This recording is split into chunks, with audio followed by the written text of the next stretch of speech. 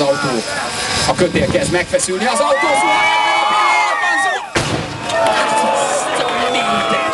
neki! A szélvédő darabokra tör, az autó darabokra tör. Milyen kár érte, benne is ülhettél volna, Andi. Körülbelül egy hét múlva apró alkatrészek mindenhol, mindenki jól van.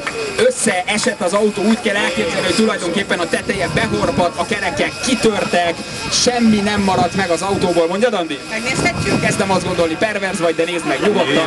Azt gondolod, innentől kezdve ez a te autód.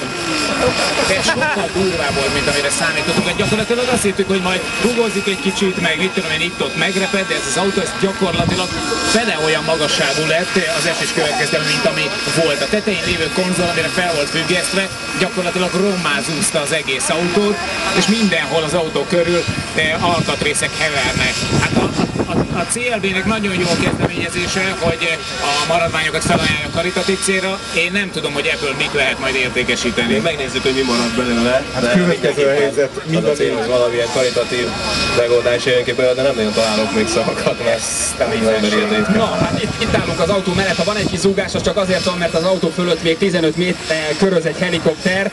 Ember ilyet szerintem még nem látott önmagában.